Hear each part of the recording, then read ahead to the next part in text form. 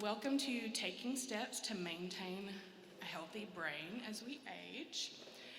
Our presenters are Dr. James Houston and Nurse Laura Grissom. Dr. Houston is currently an assistant professor in developmental psychology at MTSU and is a developmental cognitive neuroscientist who investigated normal changes in brain function through the aging process. His research focuses on the fundamental mechanics underlying cognitive aging, the neural mechanisms underlying age-related differences in emotion processing, and the role of the cerebellum in cognitive processes through the study of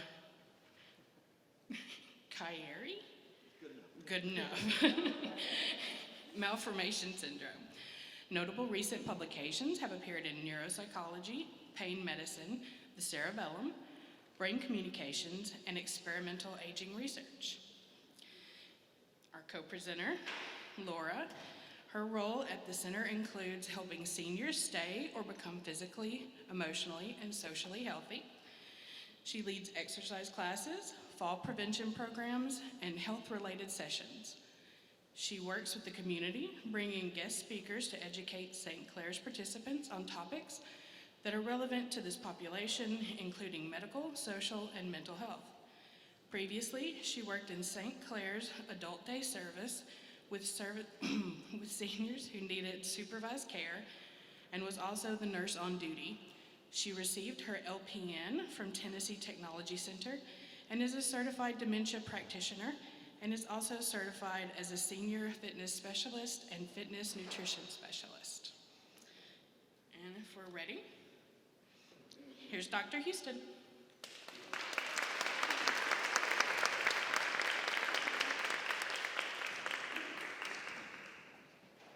Thank you for the introduction. I lament it's always the most interesting I sound in those introductions, and it just kind of all goes downhill from there.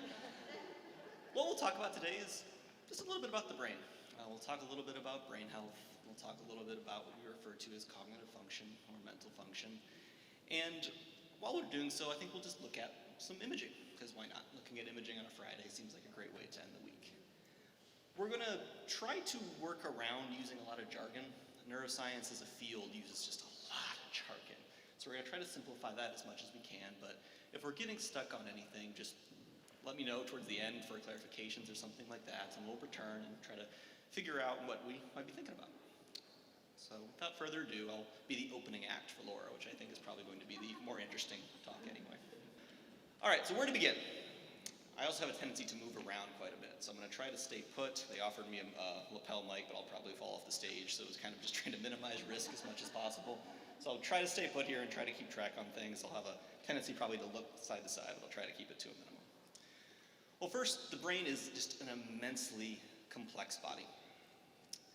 We're talking about 170 billion cells. For a reference point, there's about 100 billion stars in our galaxy. And those cells, about half of them are neurons. They're responsible for processing information, connecting to other neurons, and in the end, just doing things like forming the way that we have our memories, that we attend to things, that we form our sense of identity. And when we talk about those connections, given that we're starting with 80 or so billion neurons, we're talking about trillions, hundreds of trillions even, of connections. So it's a hugely complex thing to study. We also know that the neurons are formed in specific ways. We have dedicated parts of the brain associated with different functions. So for example, when we talk about memory, we have memory centers. Attention, we have attention centers, language centers, so on and so forth.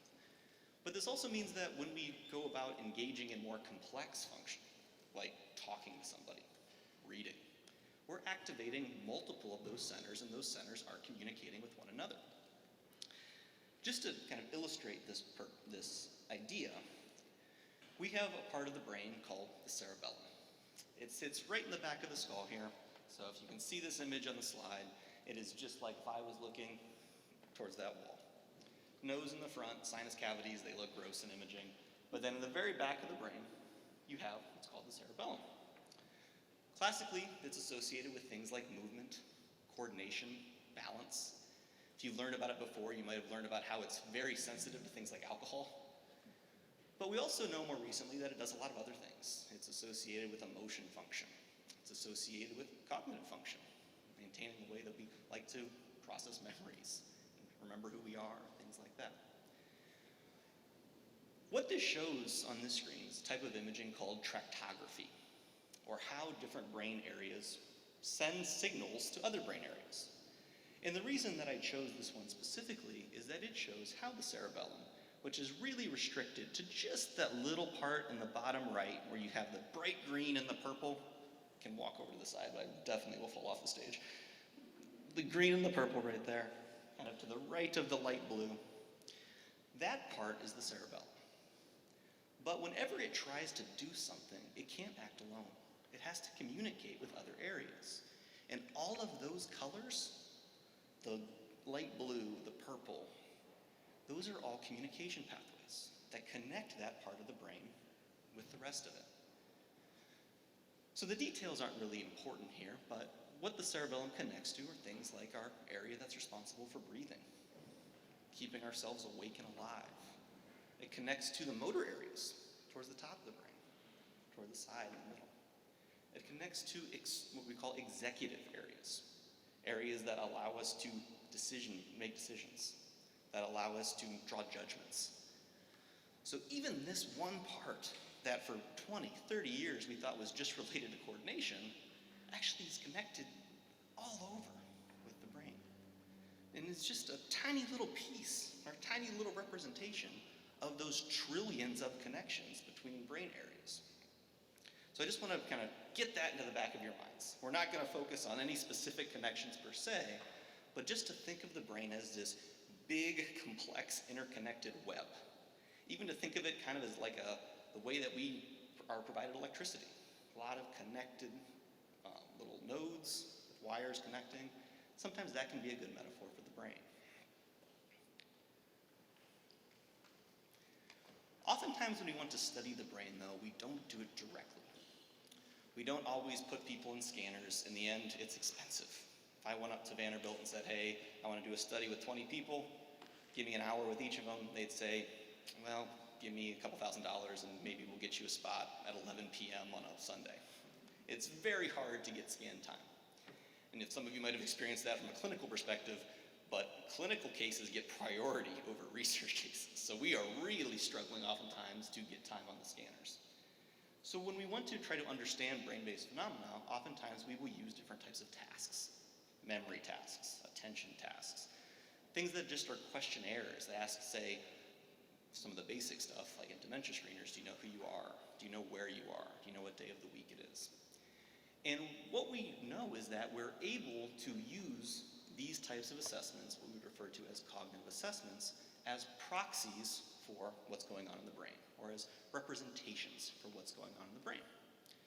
Because in the end, we know that memory exists because we have memory centers. Attention exists because we have attention centers. We have a sense of who we are because there are brain regions that are responsible for identity. Those things are connected. And what is very common in the broad field of neuroscience, not necessarily aging neuroscience, is just further establishing an understanding of those connections. So when we talk about different findings today, and the reason that I bring this up is that sometimes we'll refer to brain health directly, things that were observed as we put somebody in a scanner, or as we put something like an EEG cap on their head and let them go. Other times we'll reference cognitive function, because the thought is, again, that cognitive function is a really sound proxy for what is actually going on biologically.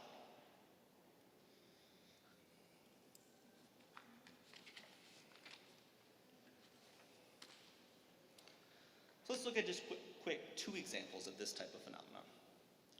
We have this idea in aging neuroscience of what we call super agers. Folks that age really, really well, maintain their cognitive function, are limited in all sorts of those challenges that can creep up, like social isolation, different types of morbidities. And when we find these super agers, we like to keep them coming back again and again and again to see what they are doing right. Because they're a great case example of what to do right. If we can make everybody a superager, we've really curbed normative age-related cognitive and brain declines. We're not quite at that stage yet, but we are noticing some trends related to these superagers compared to just that typical type of person that would be aging. Some of the most remarkable stuff comes in imaging, and this is a little complex in the slide here, but what I want to orient you to is first the top left, the bar graph there. What this illustrates is performance on a memory task. And the visual's a little small here, so I apologize for that. But what you can see on the left is, I believe, the superager's performance on memory, higher being better memory. In the middle there, you have a typical older adult group. Again, typically these groups are made up of 20 or 30 participants that are thought to be representative of older adults. On the right bar, you have middle-aged adults and how they would tend to perform on this type of a memory task. So, center bar to right bar, you see typical older adults to typical middle-aged adults, and we see some declines, typically nothing that makes a meaningful impact on day-to-day function, but it's noticeable. But what's really interesting about studies like these is how the superagers compare. The superagers, in terms of their cognitive performance, but also measures of brain health, look like middle-aged adults. You'd have to really dig deep down to see some of the differences there. In the bottom left visual, that's just all gray, just again showing brains that are to the side, one to the left and one to the right. The whole thing is gray, which indicates there are no volume changes, which you think of as just the thickness of the brain.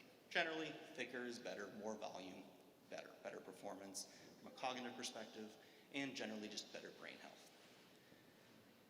Along with that cognitive data that showed that middle-aged adults and superagers were somewhat indistinguishable, we also saw brains between the two groups that were almost indistinguishable. And this can then be compared further, which we don't have to dwell on, to how, in the top right, the typical older adult compares to the typical middle-aged adult, where the yellow and red indicates volumetric loss, or changes again in thickness in those outside areas, what we refer to as the cortical areas.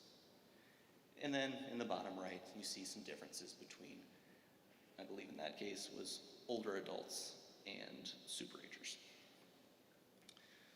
So this is again just to kind of drive home that point a little bit that cognition and biology, they really are connected here. And we're able to see the benefits of some of the things that we'll talk about later in this talk at both the cognitive and brain level.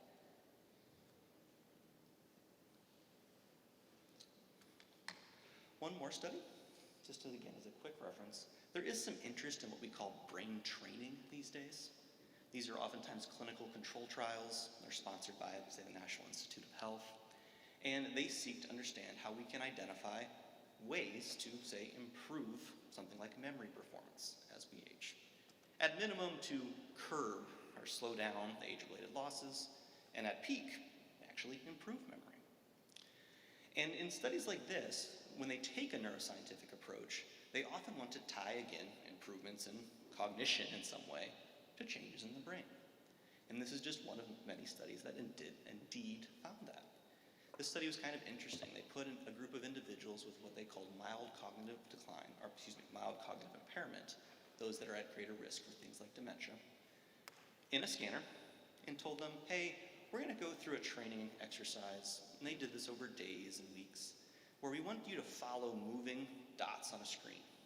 And these dots kind of moved erratically, and the person's job was just to follow them. A very simple attention task.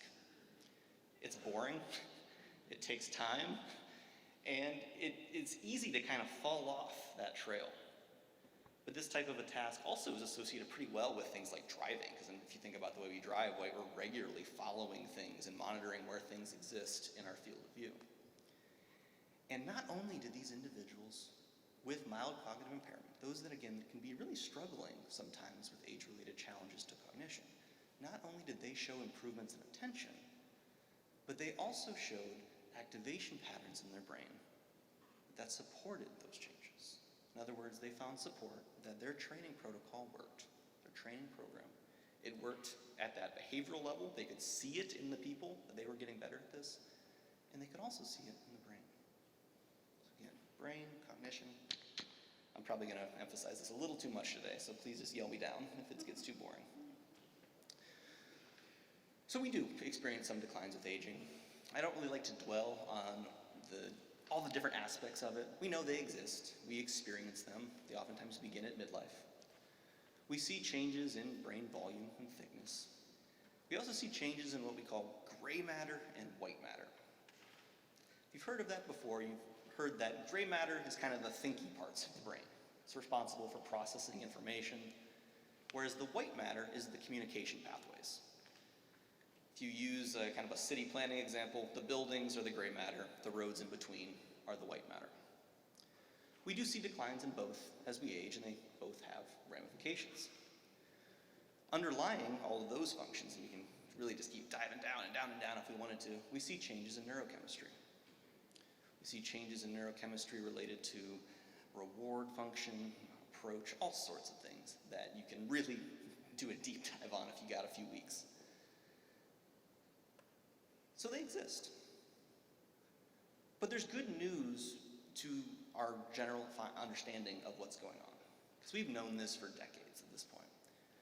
The biggest good news in my mind is that these changes, the rates of declines, the rates of changes, all of this type of stuff, is what we call modifiable.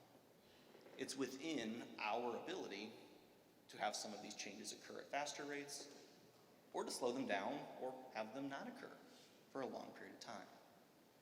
This is great news, right? If it was just, this is what happens, we can't do anything about it, that's not great. I wouldn't be doing what I was doing if that was the news, right? But instead, we know that we can modify quite a bit of what's going on. As a result of these different structural declines, we do see some functional differences. Not necessarily things that reflect anything bad that's going on, but reflect the way that the brain just adapts. It's a very adaptive thing. It tries to maintain whatever it wants to do in whatever way it can do. So for example, compared to younger adults, where maybe you have them do a memory task and you stick them in a scanner, make them really uncomfortable, and you have them try to remember things, maybe just like word pairs, bell, cat, baseball, field. Well, there's a connection there. Ideally, you don't want them to be connected. But if you have them try to remember a list and then you observe what is actually going on in their brain where they try to remember those types of pairs, you'll see activation in memory areas. It's the memory areas doing their jobs. You put a similar group of older adults in that same exercise, you'll see those memory areas light up or activate. You'll actually see them activate even more than the younger adults. You can think of this a little bit as, I have to accomplish something, I'm going to put the pedal to the floor until I get that thing accomplished. The younger adults just happen to have to press that pedal a little less hard, or oftentimes as we hit midlife and older adulthood, you have to press it a little bit harder to maintain that same level of performance. But we also see some other unique things. We see older adults activate other areas that are associated with calling upon their experiences, areas associated with functions that aren't even really related to what's being asked of them. Put in a memory paradigm and they might light up language areas more commonly. Or they might activate reasoning ability areas. And the thought is that this is what we call compensatory. It's the brain's way of maintaining a level of performance when it's needed. So an interesting set of structural, and in this case, functional changes.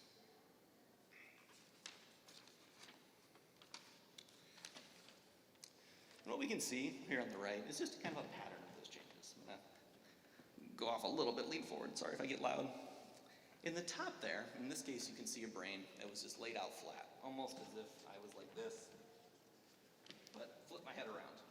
So the top is up, bottom is down. On the left column, you have your younger adults.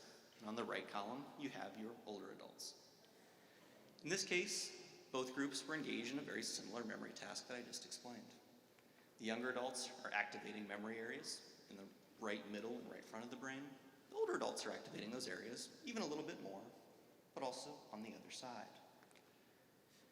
And overall, across these three different types of images, which just represent three different types of tasks, you see this trend continue. Older adults are activating more areas, and in doing so, they're attempting to maintain a level of performance. So interesting stuff. At least I find that's interesting. So what are the consequences, though? The consequences of these structural changes, the consequences of these functional changes. Well, unfortunately, we do know that on average, the typical person tends to experience cognitive declines. We tend to slow down a bit. Our memory tends to get a little bit worse. We have a harder time finding words. Maybe we get a little bit more forgetful about where we parked our car. I mean, these are the things to expect. We really experience them at all ages. We just tend to attend to them more as we get older because many of us associate aging with some of these changes. We also have some changes that are not cognition related, but can even be predicted by performance on a cognitive measure. Some changes in motor skills that can make falls more of a concern. Changes in mental health. Changes in the way that our immune system functions. All of these types of things are consequences to changes in the body, but particularly with what I focus on, changes in the brain. So we're kind of at the doom and gloom stage of this talk, right?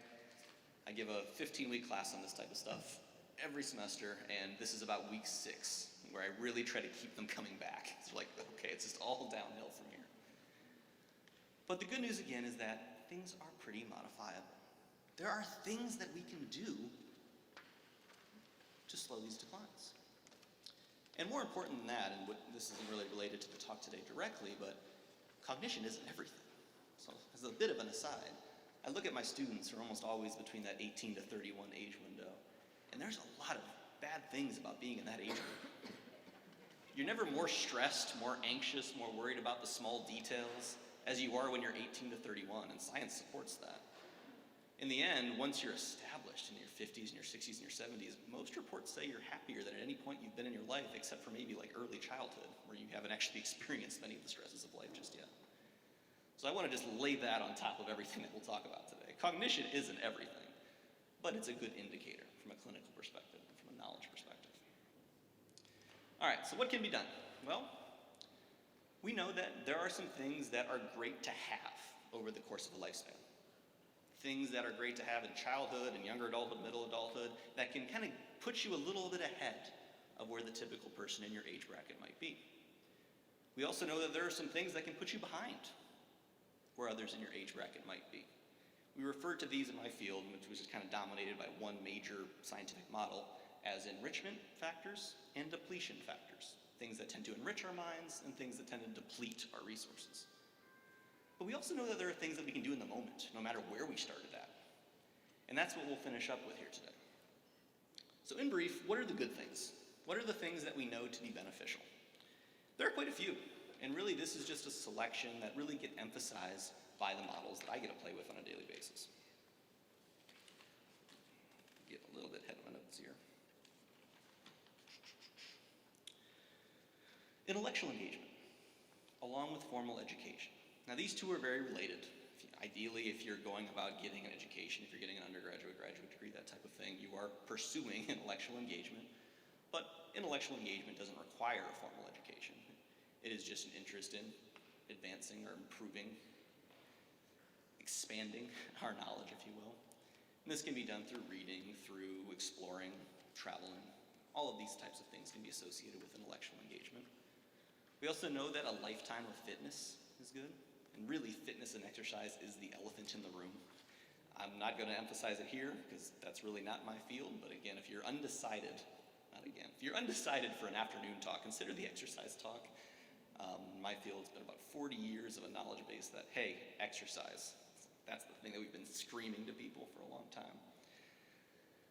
We also know that multilingualism seems to be of an interesting benefit.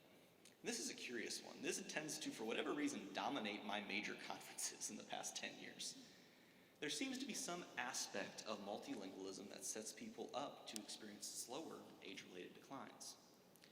There's a couple of theories that drive why we think this is, and it's not necessarily that we think it is, we observe that it's happening, but some of the theories as to what explains what's going on. And most of these theories have kind of a common theme. And it's the theme that if we have multiple languages in our minds, if we have multiple dictionaries, if we're having to use multiple languages on a regular basis, we are regularly kind of transferring between skills. We're transferring between having to use different languages. Maybe we're actively converting to to assist in conversation, or maybe we are just having to think about things in multiple ways as we're reading, as we're watching entertainment, and that type of thing. This focus seems to increase our mind's flexibility. And we observe this in younger adult multilinguals, or bilinguals specifically. We observe this in middle-aged bilinguals.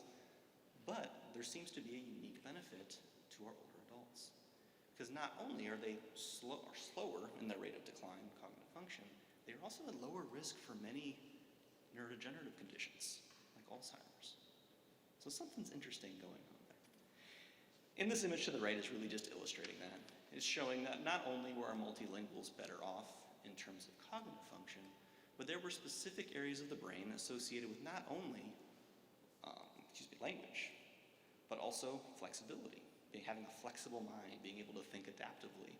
That was present in the bilinguals, but not the monolinguals. So some curious stuff. And this is kind of bleeding edge. I think we'll really figure out what's going on exactly here in the next 10 years or so. Science moves slowly. But it's an interesting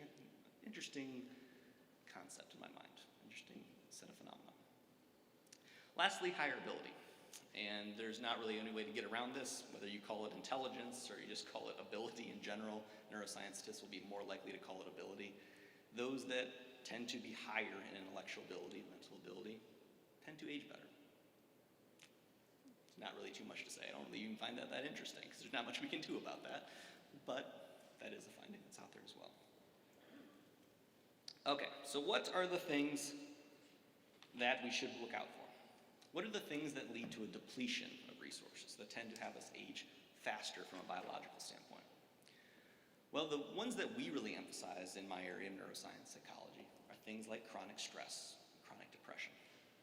You can even expand that and include things like chronic pain, which is what I'm really interested in, where I think my research will be going in the next decade or so. Not only do they have an effect in the moment, but these conditions have long-term effects. And even things like experiencing long-term chronic pain has been shown to reorganize the brain in a way that it tries to adapt to that pain. So this is to say, as a general suggestion, if you know of somebody, or even if yourself are experiencing some of these chronic conditions, the best time to treat it is now. Because the longer that you wait, the more ramifications that you're going to have, not only on your body, but also on your brain. Similarly, we can see effects related to trauma, toxin exposure, even personality characteristics like neuroticism, which is really bad for a lot of faculty. We tend to be a really neurotic bunch, but neuroticism and all of the ramifications of neuroticism seem to be pretty nasty in terms of the effects on the brain.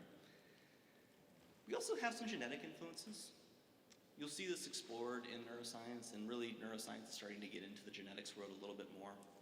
For example, we have a gene called the APOE gene. And at least in the past 20 years or so, it's shown one of the most robust effects at making people at risk to Alzheimer's.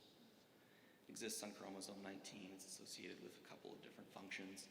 But what we found is that if you have 2 of these gene variants, you put yourself at meaningfully increased risk. You don't put yourself, you were born with increased risk of Alzheimer's and normative cognitive declines. If you have 1 of these gene variants, you're at less risk, but still at slightly more than baseline. And if you have 2 of an alternative, say an APOE2 gene variant, then you're less at risk. Things that are out of our control, but that exist out there. And similarly, you have a variable that you might have heard before. We talk about it all of the time in my field, and it's called socioeconomic status. It's just kind of a catch-all, kind of an umbrella term for how much education do you have, what type of job do you work, white collar to blue collar, and how much income do you have. Then there's some things that are also associated with it, like what school system you live in, all sorts of ways to characterize it. Those that tend to be of a higher socioeconomic status show slower rates of decline. And in the image over here, it even shows that they tend to have, there's evidence at least, that they have more efficient brains, and they have thicker areas of the cortex, and indications that a lifetime in these types of positions and this type of status seems to be beneficial for the mind, for the brain. All right. This is the lifetime stuff, though. Trying to hold on to my talk as long as I can here. This is what we finish up with as we transition into the star of the show, Nora. This is the stuff that we should have been doing all along. And when I tell this to my younger adult students, my middle-aged adult students, I mean, these are the things that can be helpful to them, a lot of those. Genetic stuff out the window, but a lot of that stuff, it really requires a lifetime of engagement. But we do know that there are many things that we can do right now that can increase the likelihood that we're going to age well in terms of brain health, in terms of cognitive function. There's going to be some overlapping themes to what we've already discussed. So rather than education, we can talk about new learning, very similar there. But again, these are the things that we can do now. So new learning, social engagement, exercise, cognitive training, and meditation. 3 that are really kind of low-hanging fruit that we can all go home and do today.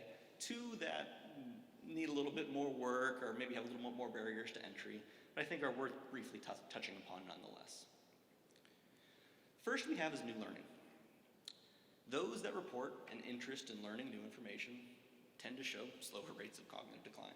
I don't even think there's anything that interesting per se there. There's also a bit of a, what we'd call, we call it an autocorrelation, but an association there that's hard to understand what is causing what is going on, right?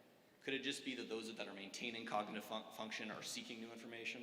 Or is it that those that are seeking new information are slowing down their rates of cognitive decline? It's not a causation situation going on, more of just an association. But it exists. And because that barrier to entry is you go to a bookstore and buy a book, and that counts as new learning, it's probably worth considering. We also tend to explore this type of phenomenon through, believe it or not, personality. We do know that there are individual differences in a personality trait called openness, where those that are higher in openness, which expanded out is openness to new experiences. Those that tend to be more open to new experiences tend to be judged as more curious, more creative, more thoughtful, more empathetic even. And it just so happens that on average, people that have those characteristics tend to maintain brain health longer. Now, some of those characteristics are really baked in, right? It's sometimes hard, really, it is hard to change our personalities. But there are steps that we can take to be, for example, more empathetic. There are steps that we can take to be more curious. I think it's very easy sometimes to have a question about something and just like, oh, well, that's a question that I have, rather than seeking out the answer.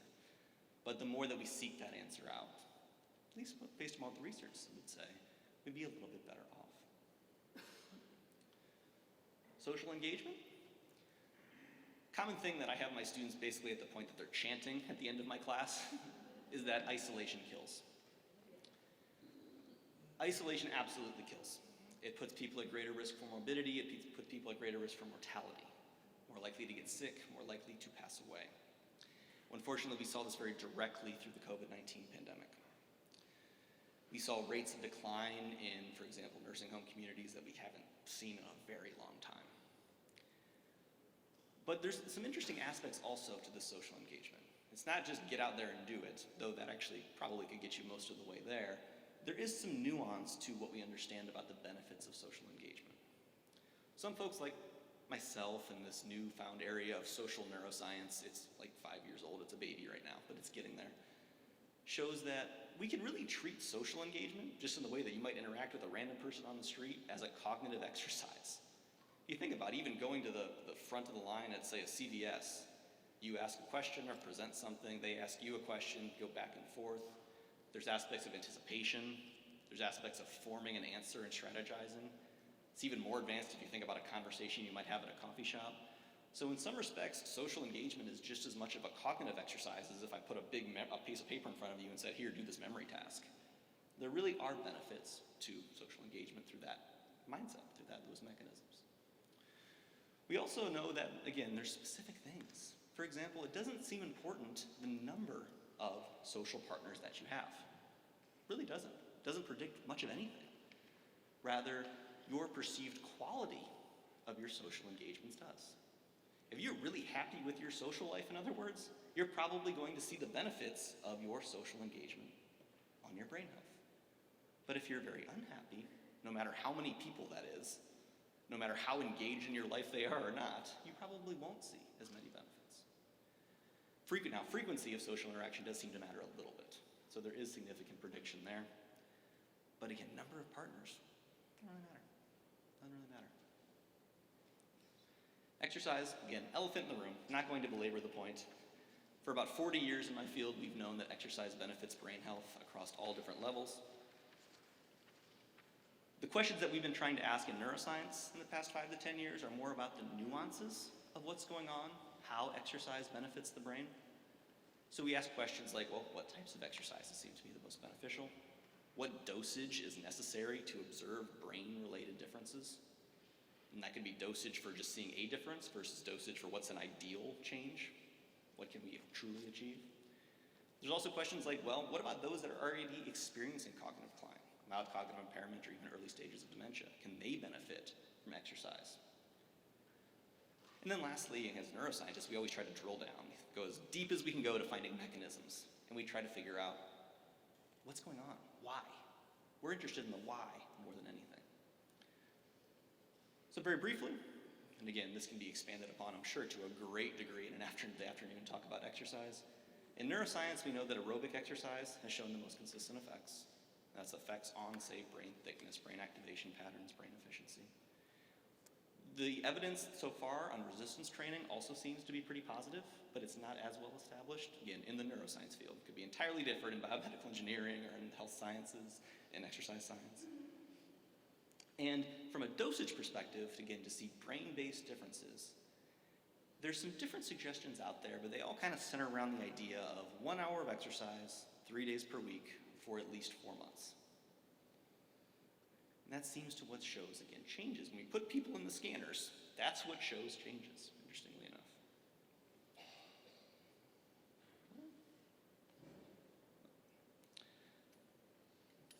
So I'm a little long on time here, so I'm just going to jump through this a little bit quickly.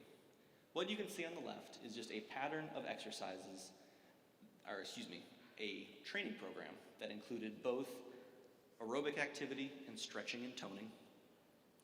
This occurred again for about 4 to 6 months, I believe specifically they used 52 weeks.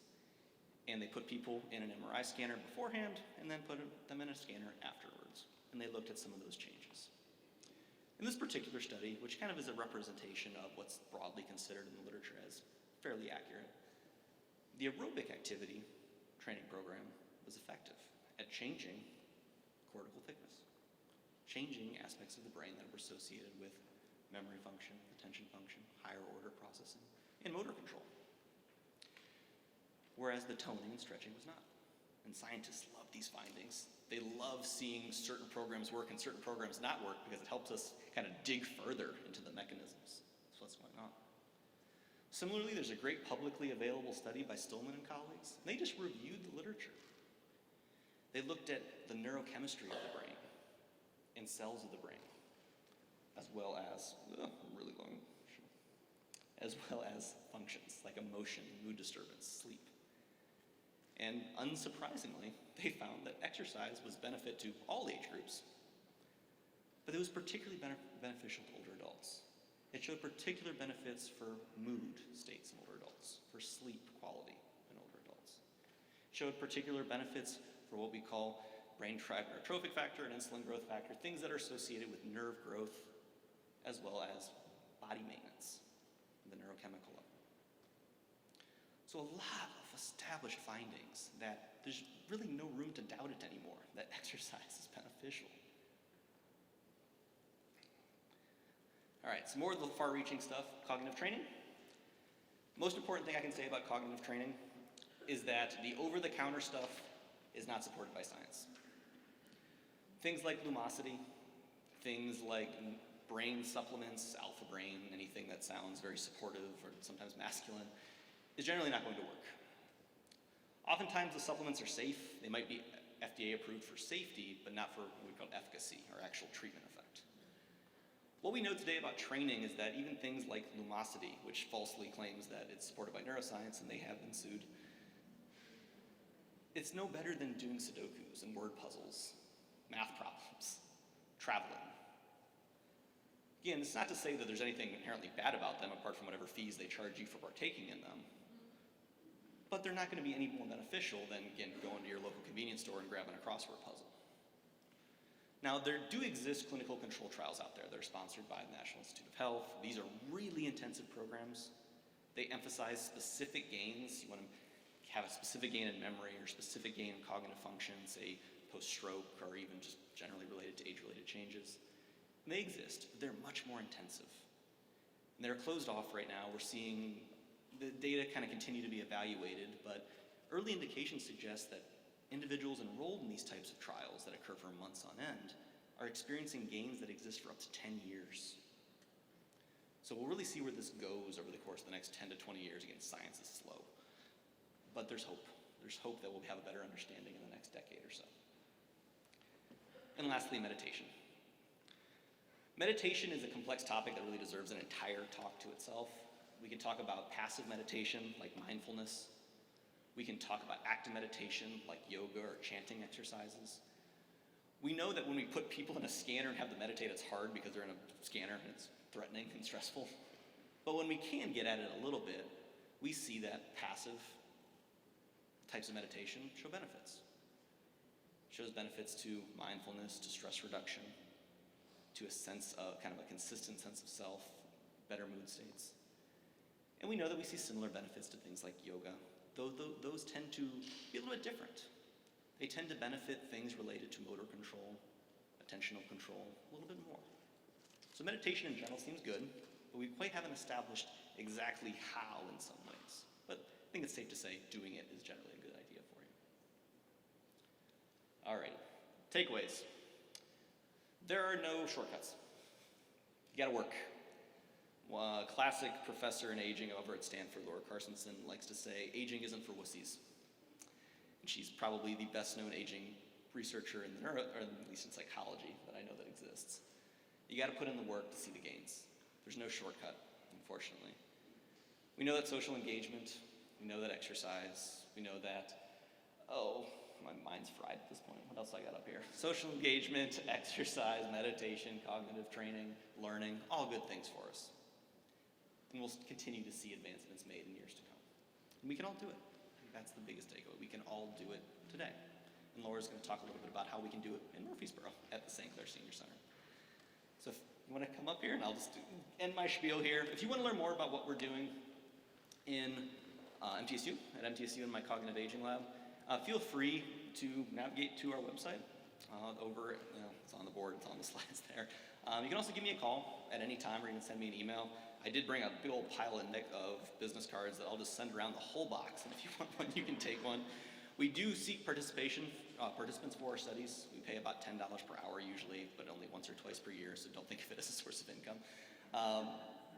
But if you want to see this more in action, might want to participate in some of this research, I welcome it. We need typically about 60 to 80 participants per year, so the more the merrier. All right. Thank you. Laura. Good afternoon, everybody. I think we're into afternoon now. So I was so excited when Dr. Houston sent me his PowerPoint, because these are things I have been preaching forever, it feels like sometimes. So I am from St. Clair Street Senior Center, and I do a lot of the fitness classes, or I'm over fitness classes, health education, those sorts of things. So this is right up my alley, you guys. And I just wanted to kind of piggyback on some of the things he said. So my eyes are aging, so I have to use my glasses, so they'll kind of come off and on. One of the things he said is taking steps to keep our brain healthy means taking steps to maintain our health and happiness. And I think that is so, so very true. I have seen this at the Senior Center many, many times with folks who are coming in and doing the things that do make the brain healthier, and it does make you happier. So those two things go hand in hand, most definitely. Again, one of the things that Dr. Houston talked about was, regardless of what your starting point may be, he did talk about some things that we have no control over. We do have so many things that we do have control over. He talked about new learning, social engagement, exercise, and cognitive training. And we do all of those things at St. Clair, so we'll talk about that here in just a moment. Matter of fact, we'll go ahead and get started on this. So this is a slide that tells you guys a little bit about St. Clair Street Senior Center. For those of you who don't know about us, we are just a couple of blocks over, and we are a center for anybody age 60 and up, or if you're married to somebody age 60 and up. So you can be 24 and still come to the Senior Center, as long as you're married to a 60-year-old. We're a nice big facility, as you see, like I said, the information here on the slide about just some of the things at the center. We have about 85% of our programs at St. Clair are free, which is huge because even though there are lots of things he talked about, Lumosity, that you have to pay a fee for, there are lots and lots of things that you can do at St. Clair without ever spending a penny. Again, the only thing you have to do is be 60 or over. So I'll go to the next slide, which is our mission statement. We are a part of the city of Murfreesboro, and we are a part of Murfreesboro Parks and Rec. That is a newer part, Murfreesboro Parks and Rec. We joined them just a few years back. But what we really want to do, as you see on our mission statement, both of those, is strengthen the quality of life in our community. And that is something that I and my fellow staff members want to do every day. As those folks who come to the senior center, we want to make your life better.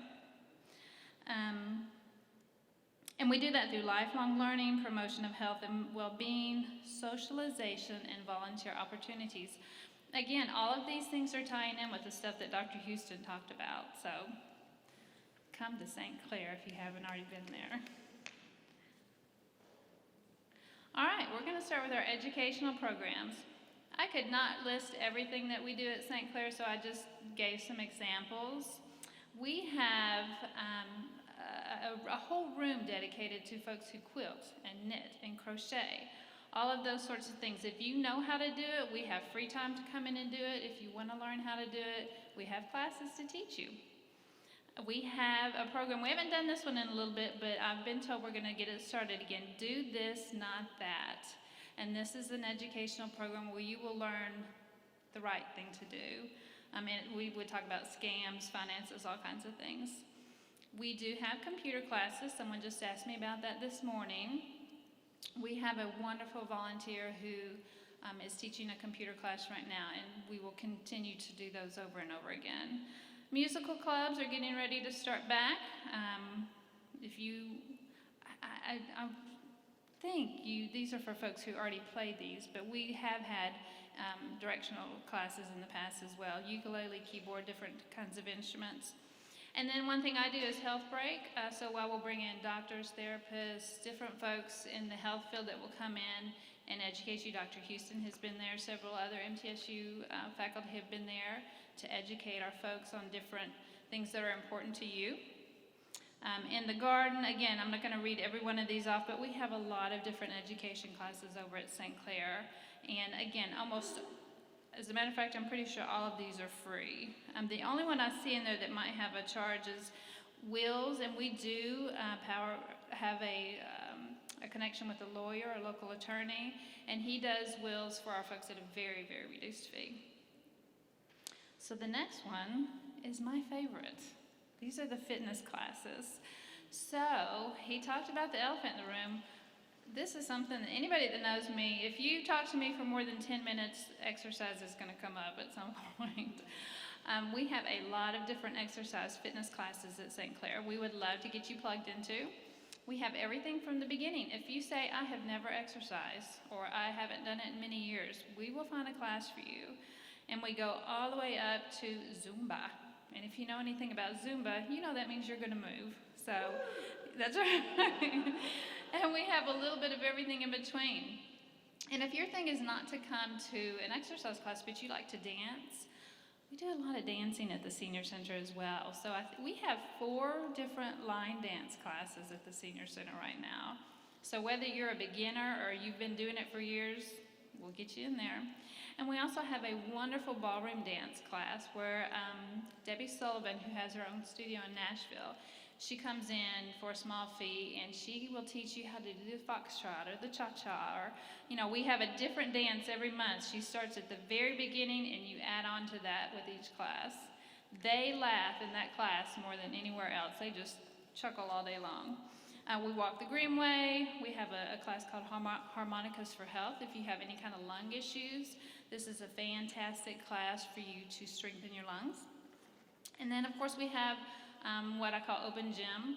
We have a couple of elliptical machines, treadmills, free weights, bikes, and anytime the Senior Center is open, that room is open, so you can come in and do your own thing if you'd like. And I do want to say something about the exercise classes. It's not just for exercise. I have a class called Go for Life, and those are the craziest people you've ever met. But we have the best time in that class. We just laugh and giggle, and they are just all such good friends. When anybody's out, they're getting a card, they call each other. I mean, it's a very social class. A lot of our classes are. So next we're gonna move into recreation. So we do a lot of fun stuff too there, and that is more of a Kathy Caroline deal. But they like to do lots of dances. They play bingo. We have to have bingo at the senior center. We have a whole room that is just jigsaw puzzles. You can come in and work a puzzle for a few minutes or a few hours, whatever you like. We have pool tables. So we get some pretty competitive folks in there playing pool. We have pool tournaments. We've got all kinds of fun stuff. And we usually have a dance about once a month. We have a band or a DJ that comes in, and let me tell you, these people can outdance me pretty much any time. We have some of those folks here. And don't worry about not having a fellow. We ladies get up and dance, Oh, yeah. and we have a wonderful time. Yes, that's Maria. Everybody knows Maria. Maria said, don't worry if you don't have a fella, that the ladies can all dance together. So that is definitely true. You do not have to have a partner to come to the dances. It is a great time. We also have travel. A lot of folks don't know about St. Clair is we have the sweetest girl, Lisa, is our travel. She's over our travel program. And she comes up with some of the best trips. You guys can go to Bell Buckle Cafe and eat lunch one day, and then you might get on the bus and go to Savannah, Georgia the next day. And we do everything from local plays and musical events and all kinds of stuff like that. We go out to eat lunches. We go overseas. So they partner up with Diamond Tours and those type of companies, and they will plan a trip. Next year we've got a trip to Italy. Who wants to go to Italy? We're going to Spain, Holland, Scotland. There's an Alaskan cruise coming up, more U.S. stuff, Virginia, Yellowstone. I mean, if you want to go there, we can probably get it planned. So that is one of the things I also wanted to mention is at St. Clair, we always want to know what you guys want to do. So whenever any of our participants have an idea, we want them to come let us know, whether it be for a local class or to travel somewhere. Anything like that, we want to do what you guys want to do. And then another thing that we have at St. Clair is special events. We have a lot of special events. Yeah, Maria's on there dancing right there, that's right. We have, she said Maria will be dancing.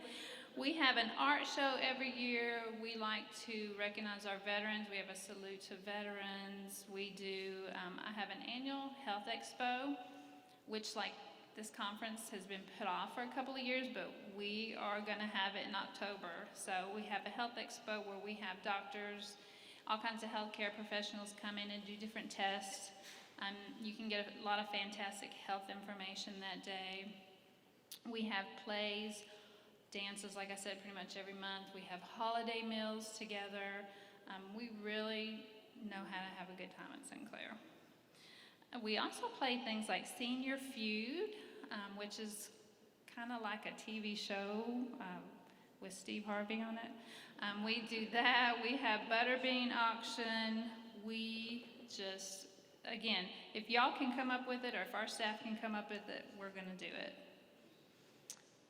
And then I wanted to recognize the volunteers that work at St. Clair as well as the community partners we work with.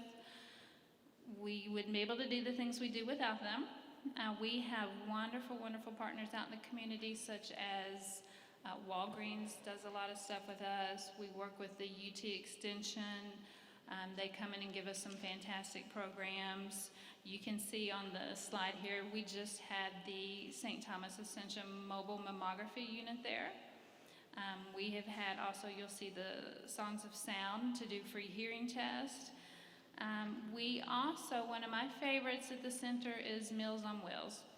They serve lunch in our facility Monday through Friday, and it's all for a donation. So if you say, I don't have $5 to pay for lunch, that'd be great if you could, and if you will, but they also take donations.